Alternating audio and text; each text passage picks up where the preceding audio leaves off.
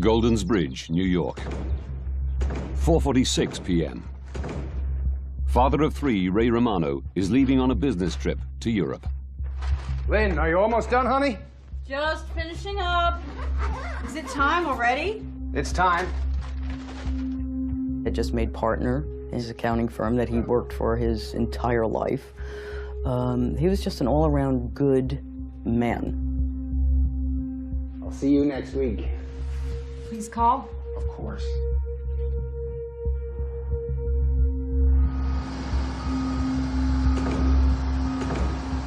(7:45 p.m. Eastern Daylight Time. New York's JFK Airport. 215 passengers board Swissair Flight 111, bound for Geneva, Switzerland. Ray Romano is in row 9, near the front of the plane. Does he have a ticket? No. No? Is he going to sit with you? Yes. Oh, that's okay then.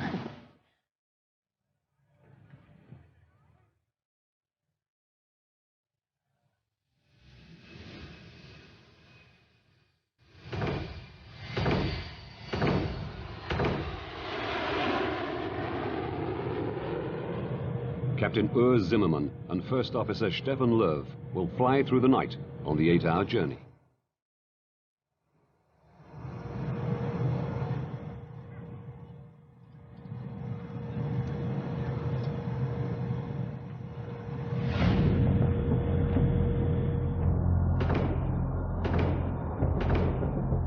"52 minutes into the flight, Swissair 111 is cruising at 33,000 feet above the coast of Nova Scotia, Canada. Riechst du was?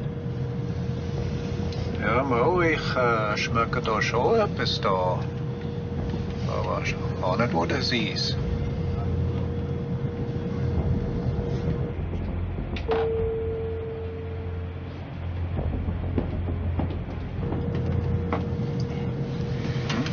In Ordnung? Schmeckt dir etwas in der Kabine, dahinter? Ich kann hier drinnen riecht es etwas komisch. Aber draußen, draußen in der Kabine gar nicht, nein. Nicht, gar nicht? Nein, gar nicht. Das ist Air Conditioning, ne? Ja.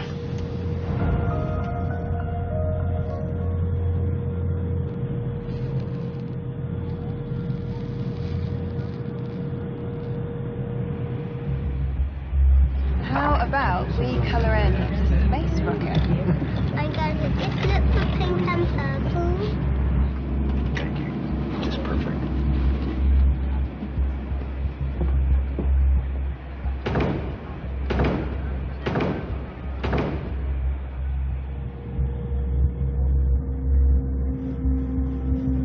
Irgendwelche Pläne für zu Hause?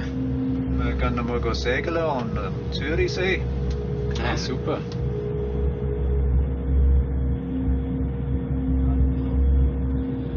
Ist es eben nicht so gut da. Ha? Schau mal da. Das ist gar nicht so gut. Captain Zimmermann decides to land and get the plane checked. Swissair 111 Heavy is declaring pan. We have smoke in the cockpit. Request immediate return to a convenient place, please. I guess Boston. Swissair 111 Heavy, go ahead. Air traffic control tells him Halifax Airport is much closer than Boston, just 122 kilometers away. Would you prefer to go into Halifax? Affirmative for Swissair 111 Heavy. We prefer Halifax from our position.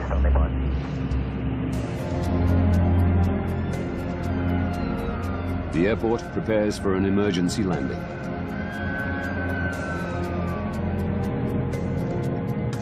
The smoke has gone, but the pilots still want the plane checked. They use oxygen masks as a precaution and begin to descend. The captain has turned on the fasten seatbelt sign. We have a problem with the air conditioning, which needs to be rectified before we continue the flight. We'll be detouring into Halifax Airport in Canada.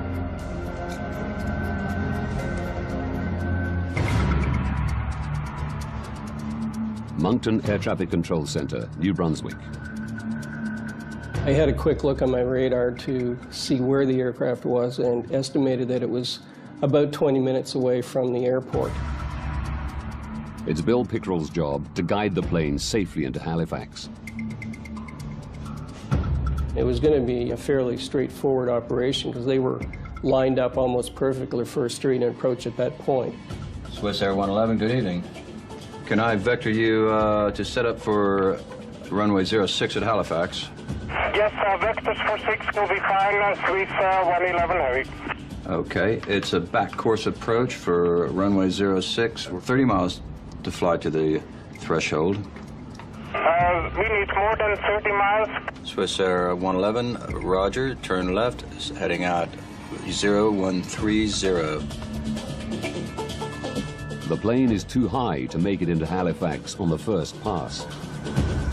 As a general rule, at that distance from the airport, ideally the aircraft would have been down around 10,000 feet. In this case, they were approximately 20,000 feet or slightly above that. The pilots loop while they descend further.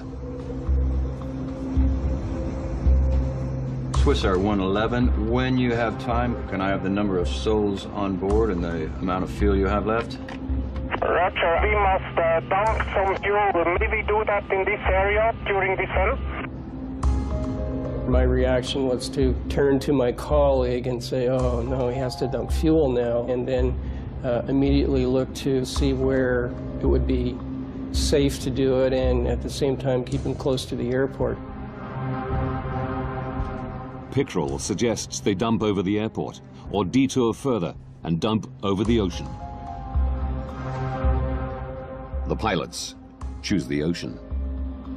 It'll be about 10 miles before you're off the coast. You're still within about 25 miles of the airport if you have to get to the airport very quickly. Okay, that's fine for us. Please tell me when we can start to dump the fuel.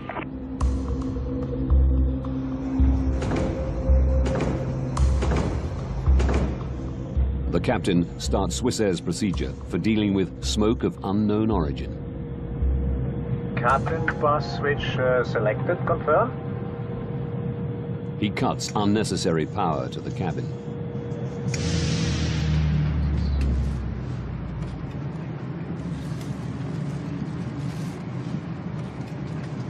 Excuse me. Should we be concerned at this point? There's no electricity and the aircon's gone. No, the captain has assured us there's no need for concern. It's just usual procedure in an emergency landing. An emergency landing? There's no need to worry. We'll be landing very shortly. Could you strap her in, please?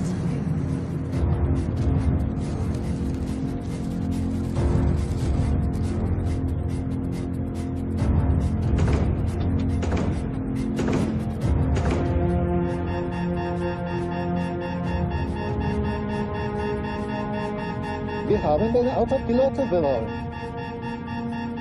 Der Autopilot ist weg. Gott, Stefan, wir haben ein Feuer. Rufe einen Notfall aus. And we are declaring emergency now, Swissair 111. Copy that. Oh my God.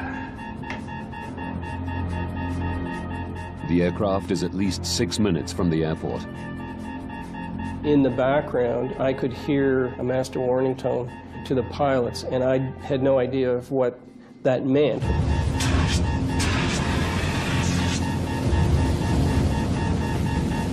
Komm schon, mach das! 11 Heavy, we starting damp now, we have to land immediately. Swissair 111, roger.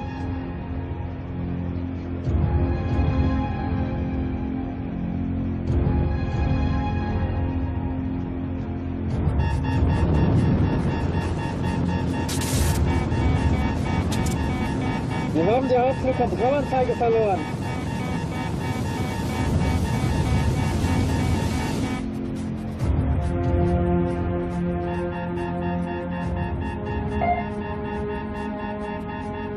We've lost the transponder. Transponder's gone. Come in, Swissair 111. All communication with the plane is lost. Swissair 111, come in.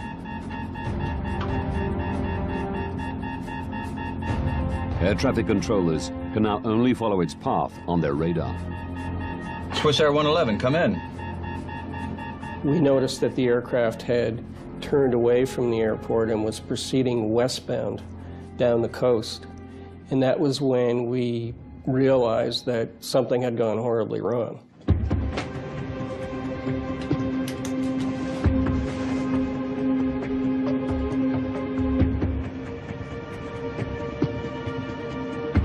Jesus Christ.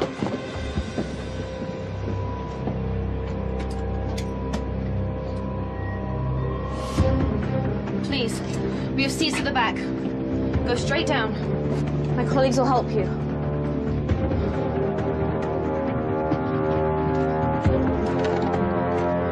Smoking first class.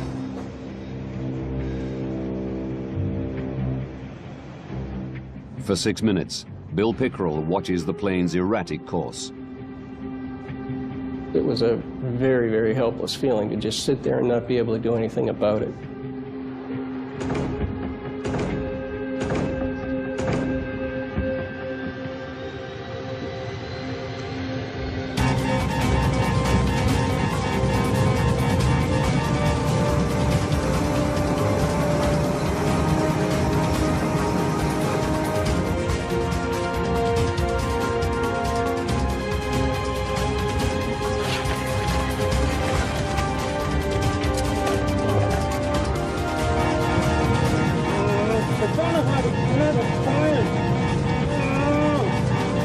Suddenly they turned to the south, out toward the open ocean.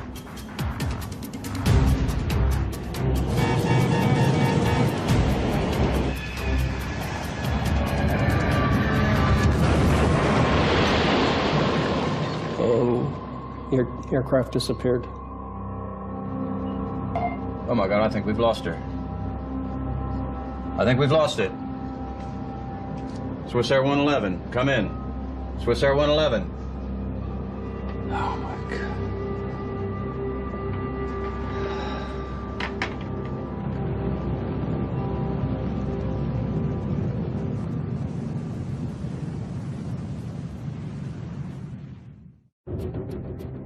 The last radar position of Swissair Flight 111 is 9 kilometers from the Canadian shore.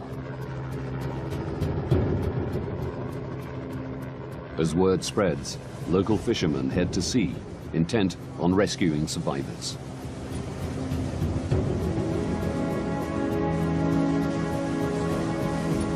We think nothing of jumping in the boats in the night time and going and helping out as much as you can. And it was just a natural thing to do. It takes Wayne Manuel an hour to reach the site. You could see the rest of the boats that were out there at the time, but you could smell the fuel from the jet. And as we got closer, you could see debris floating.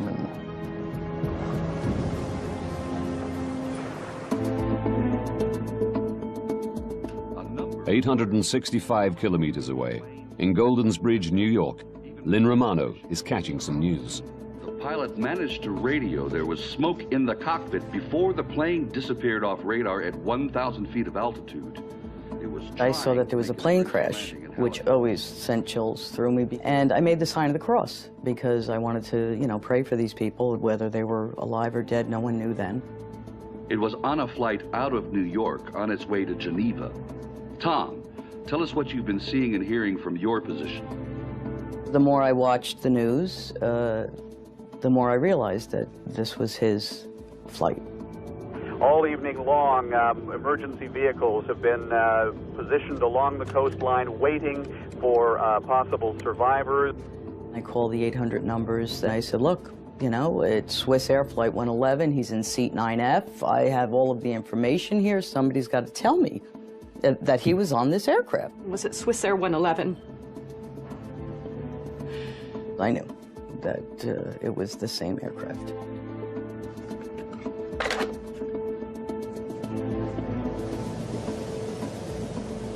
Most of what we seen floating were clothes and pieces of suitcases and shoes and I think we went past one part of the plane at one time. like probably a half a dozen windows out of the side of it. And that was the biggest thing that we've seen, I believe. Wayne hoped to find survivors. You always hope, but after you got there and you seen what was floating, you knew that there was nothing left. There wouldn't be any survivors.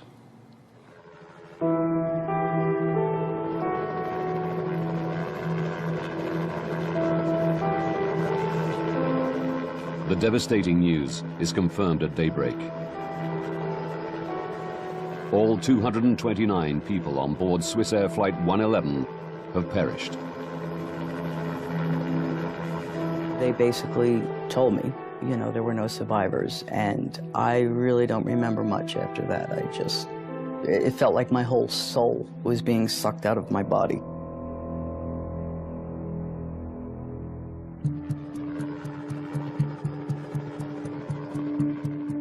The Canadian Transportation Safety Board launched an investigation. The deputy chief is Larry Vance.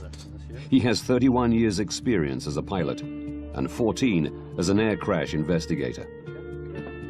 His starting point is the tape from air traffic control. We had quite a bit of information, in fact, from the very beginning, because we knew that the aircraft had caught on fire, if you will, and that the pilots were fighting that circumstance. What we were interested in was how the fire started, how the fire spread, and how it eventually disabled the airplane. That's the key for us, was to answer those three questions. Now, by going deep into this investigation, we can reveal what caused a modern passenger airliner to plummet into the Atlantic Ocean, killing everyone on board.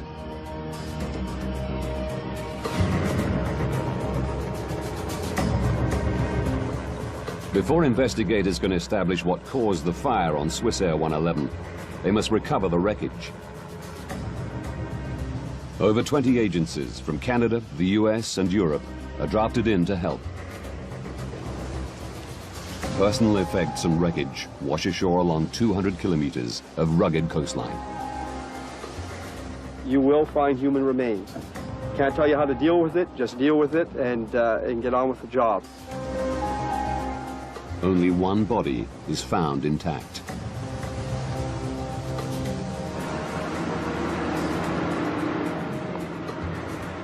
Divers and remotely operated vehicles scour the wreckage 54 meters under the sea.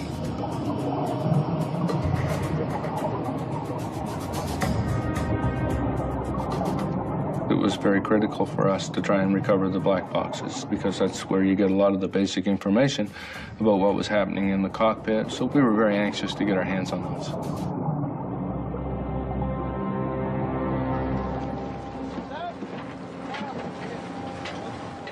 Within 9 days of the crash, both black boxes are found intact. Do we see the emergency checklist of air conditioning smoke? The team learn that the pilots first smelled and then saw smoke. Stefan, der Rauch ist weg. But after the smoke cleared, it returned, bringing fire with it. Swissair 111, check you're cleared to start fuel dump.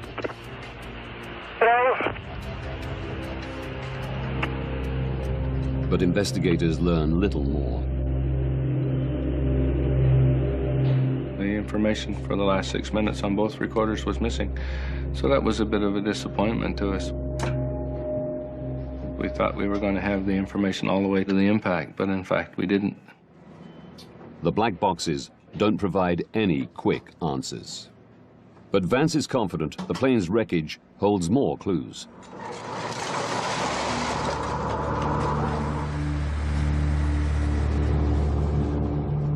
It takes months to retrieve the wreckage and personal effects.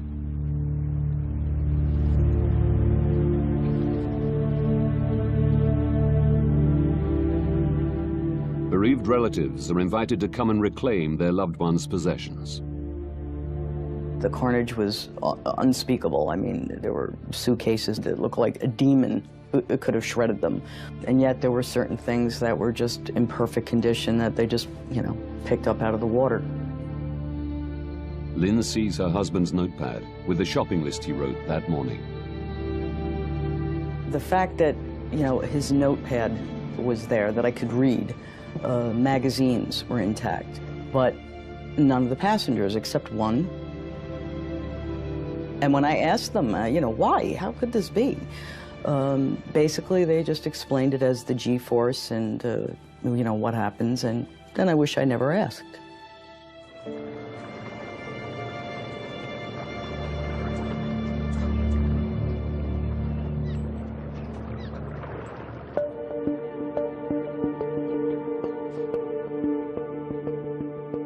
Eventually, 98% of the plane is recovered. But it's in over 2 million pieces. The difficult task of finding clues is made easier as the plane crashed not on land, but in water. It presented us with a very unique opportunity because not very many times are you going to have an event where you have a full-fledged fire in progress, extinguished all at the same time, all instantly, so it preserves that fire in that moment of time. Investigators' priority is to establish where the fire began and what initiated it. Don Enns is the Transportation Safety Board's senior technical investigator. He heads the investigation's fire group.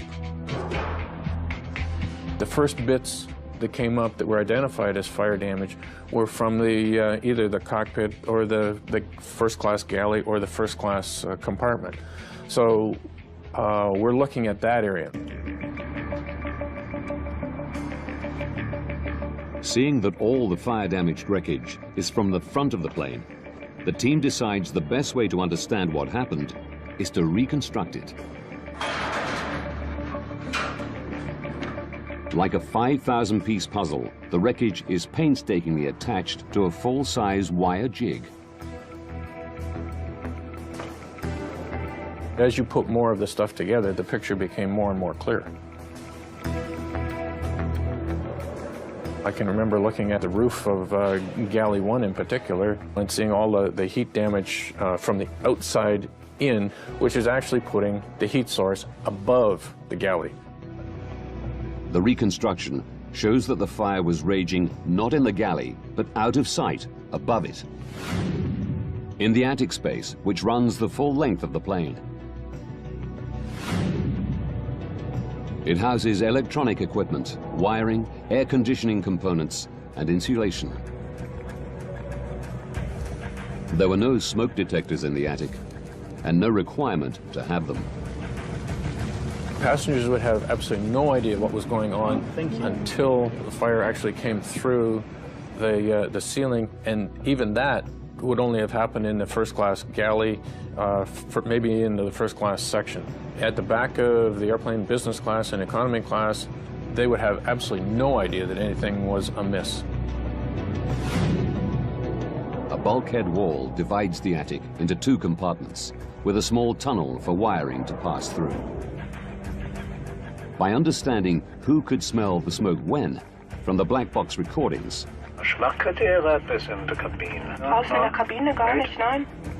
and by looking at the fire damage on the reconstruction, the team established that the fire started in front of the bulkhead, above the cockpit ceiling, where the pilots noticed the smell almost immediately. If it had started behind that bulkhead wall, it would have done a lot more damage, more rearward into the fuselage, and the people in the back of the airplane would have smelt smoke and odor before the people in the cockpit did. Now they know where the fire started. They need to work out how it started. One of the things that we looked for, of course, was whether or not there was any criminal activity involved. Close inspection of some of the wreckage suggests there was. Very early on in the investigation, we started finding in what looked like buckshot from shotgun shell. The little ball bearing things, they were everywhere. In the seats and the seat backs and so on, we're thinking, well, somebody's in the airplane shooting it up, you know, like what's going on here? They question whether the fire was part of a terrorist plot, where someone boarded the plane with a shotgun. Until they learn what was in the plane's cargo hold. It turns out that they were the little tips for ballpoint pens. Those little tiny roller things that they put in the end of a ballpoint pen. There were tens of thousands of those things.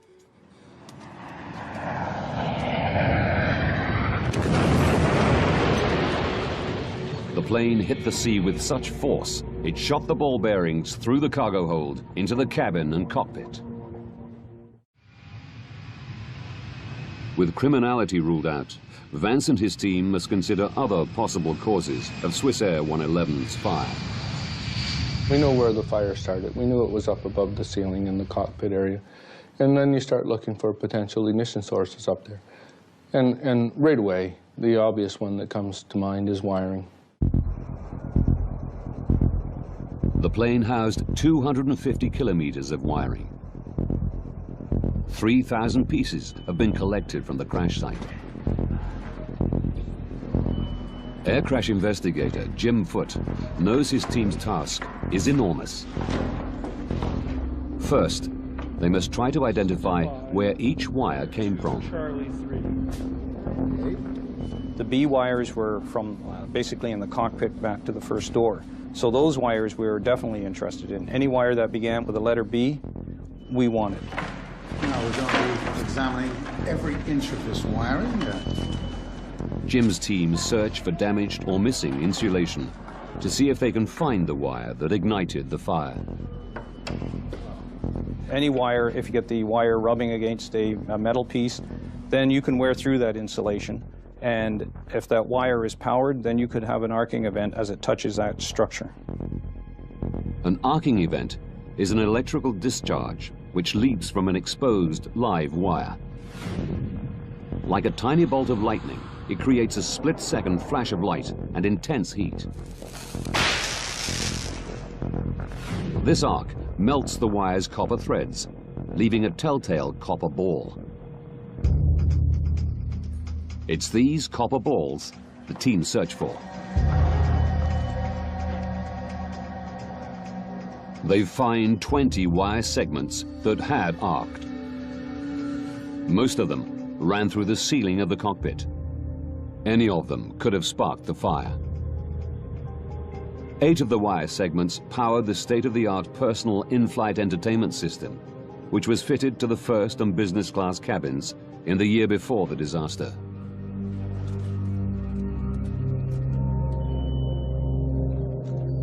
But despite extensive testing, investigators can't pinpoint which arcing event ignited the inferno.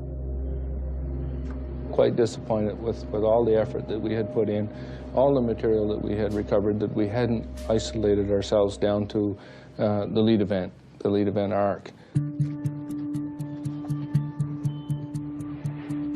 Analysis of the wiring comes to an end. Jim Foote is resigned to not finding the initiating arc. But as he packs up, he takes one last look at one of the arced wires from the in-flight entertainment system. He wasn't treating them quite as carefully as he had in the past, so he was opening up the ends that were all crumpled up. I started to unravel these wires. Lo and behold, I found a second arc mark on the same phase as one of the other ones that we already noted. Larry? Have a look. I knew these wires well enough, and Jim knew them well enough, that when I looked through that microscope and I saw that tiny little arc, I thought, wow, that's it. We found it. Jim found it. To confirm that this is the arc that sparked the fire, they place it into a mock-up of the cockpit ceiling's wiring system. There's a lot of wires that come through the ceiling at that area, and they're attached to a metal bracket. What we think happened is that this wire chafed on this bracket. Planes are subjected to constant vibration as they travel at over 900 kilometers an hour. Investigators believe vibration caused the chafing. The wire's insulation became damaged, allowing the wire to arc on the metal bracket. We finally come to a conclusion in our own minds, almost instantly, to say that had to be it, because we knew from the positioning of those wires that where he had found that little arc was exactly where the fire had started. The team were concerned the in-flight entertainment system had not been properly installed. As a precaution, Swissair removed this non-essential system from its entire fleet. We can begin to speed up this process. Investigators had found the source of the fire on Swissair 111, but there were more questions they wanted to answer. They knew the pilots couldn't prevent the fire. They needed to know whether they could have prevented the crash. As investigators, you have to say what circumstances were these pilots in that caused them to do what they did that led to the eventual loss of the aircraft. Vance and his team scrutinized the decisions they made in the minutes before impact. The black box recordings tell them that the cockpit filled with smoke and fire just moments after the pilots turned off excess power to the passenger cabins. One of the things that they ended up turning off is they turned off the recirculating fans, which are in the back, and that changed the whole airflow for the fire. These fans had drawn the blaze through the bulkhead, away from the cockpit area. Once switched off, the blaze changed direction. It just went like that. It changed just right off the bat. The fire raged above the cockpit, burning through the ceiling and disabling critical aircraft systems. They took out almost all of the pilot's instruments that they used to control the airplane, to fly the airplane, to keep it upright, to know which way's up and which way's down. And these instruments all started to fail, all in and around the same time. The stricken plane was no longer flyable. But the pilots are not blamed for turning off the power to the passenger cabins. They were following Swissair's procedure for managing smoke of unknown origin. Ultimately, there was one critical decision the pilots made in the minutes before the crash, which attracted widespread criticism. There are still questions about whether the pilots took too long to try an emergency landing. Investigators say they turned towards Halifax, but then looped again over the sea to dump fuel. The pilots' choice to dump fuel added minutes to the flight. It was a procedure they could have ignored. Investigators want to know whether this detour cost the lives of the 229 souls on board. So what was our initial altitude? It was 33,000 feet. They calculate that for a direct approach to Halifax, the pilots should have started their descent at the moment they declared pan, pan, pan. But at this time, they didn't know that Halifax Airport was an option. Furthermore, a fully functioning plane would have needed 13 minutes to make the descent. Theirs was only flyable for 10. By the time they decided they were going to dump fuel, they weren't going to make it to Halifax anyway. They were going to crash somewhere. Their decision on whether or not to dump fuel did not make one iota worth of difference as to whether or not they were going to live or die. Captain Urs Zimmermann and First Officer Stefan Löw are cleared of any responsibility for the crash of Swissair 111.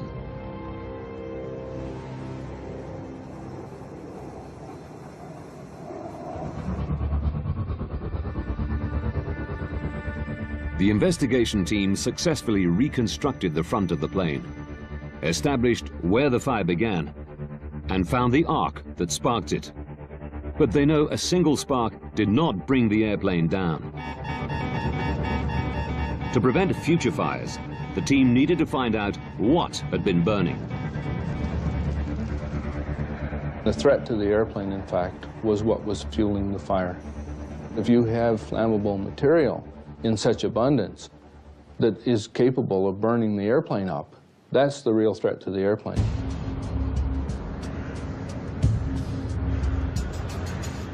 All the materials in American planes have to pass the U.S. Federal Aviation Authority's flammability test before they can be used. But something in Swissair 111's attic was clearly very flammable. I can think of nothing in the areas that exist that would promote burning. Their attention is drawn to the shiny metallized material that covered the fiberglass insulation, MPET, more commonly known as metallized mylar. We recovered some of that insulation blanket cover material, the metallized mylar, floating on the ocean. There were little pieces of it, and what do you suppose, but it showed burn marks. It showed that it had been on fire. Metallized mylar was installed in 699 US registered planes. If it had fueled the fire, all of them were also at risk. This is the first thing I've seen. We had enough of it that we were recovering that wasn't burned that we took a wee bit of it and set it on the hangar floor and touched a match to it.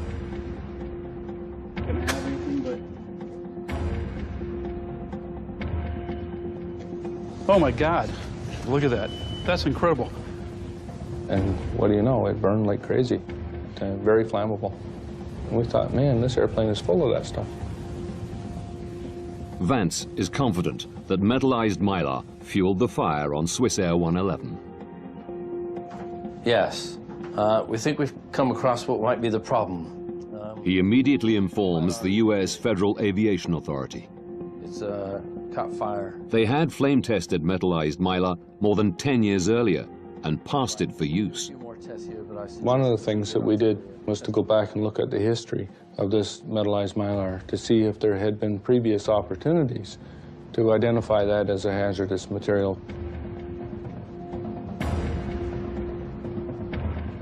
And in fact, we found several events during which metallized mylar was on fire in airplanes. As a result of these previous fires, the plane's manufacturer, McDonnell Douglas, suggested metallized mylar should be stripped from all their aircraft. 4 years before the Swissair crash, the US Federal Aviation Authority had retested metallized mylar and found it was flammable. But they didn't ban it. The fact is that none of them had caused a loss of life. Had one of these previous accidents resulted in a number of fatalities, if you had a body count, then they may well have reacted differently. The FAA now had a body count of 229. Again, they tested the metallized mylar, subjecting it to much more realistic in-flight fire conditions. It failed. The FAA gave US airlines 4 years to strip it from their planes. We know that we got results because we had blood on the water. There were a number of people did, and then people paid attention to it, and then we were able to move forward with our safety message and have it accepted. The investigation into Swissair 111 was the longest the Canadian Transportation Safety Board had ever undertaken. It took 4.5 years to complete. Using the detailed information that investigators unearthed, we can now reveal precisely what took place on Swissair 111 and what the pilots faced in the minutes before impact.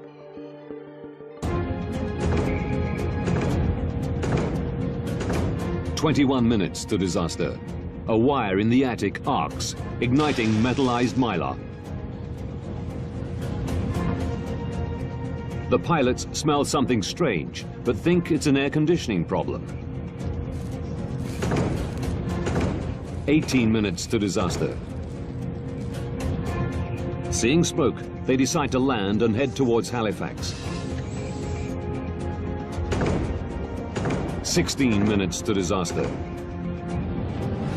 Air conditioning fans suck the attic fire towards the back of the plane. This clears smoke from the cockpit. 11 minutes to disaster. While looping to lose height, the pilots choose to detour further and dump fuel over the ocean. They don't know what's happening in the attic.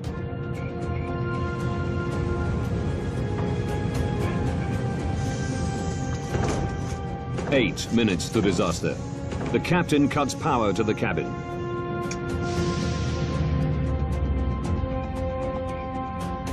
This shuts down the air conditioning fans,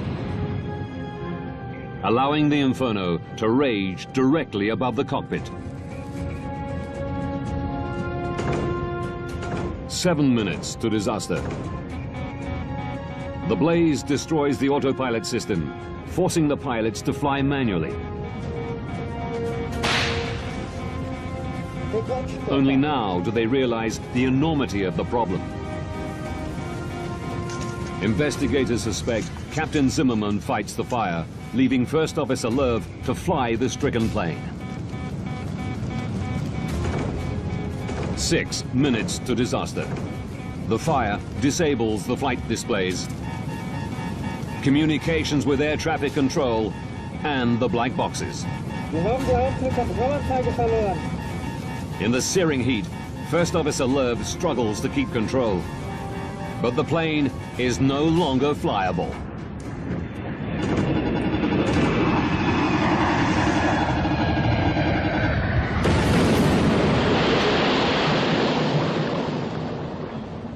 All 229 passengers and crew are dead.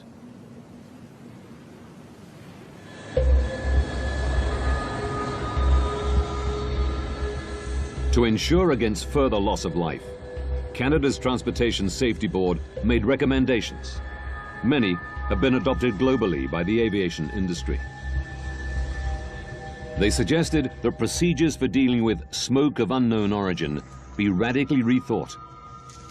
Our recommendation was that if you have smoke or odor in an airplane, that you have to assume that it is a fire that's out of control until you prove otherwise. And that, I think, has sunk its way into the aviation community a lot better than it did before Swissair 111. Investigators' biggest success was the banning of flammable metallized mylar. We know as a result of the Swissair 111 investigation that materials that might otherwise have been put in airplanes are no longer being put in airplanes, so a lot of good work has been done and a lot of good safety action has been taken.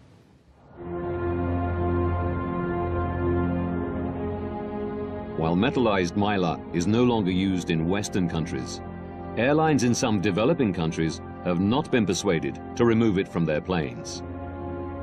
Lives are still at risk.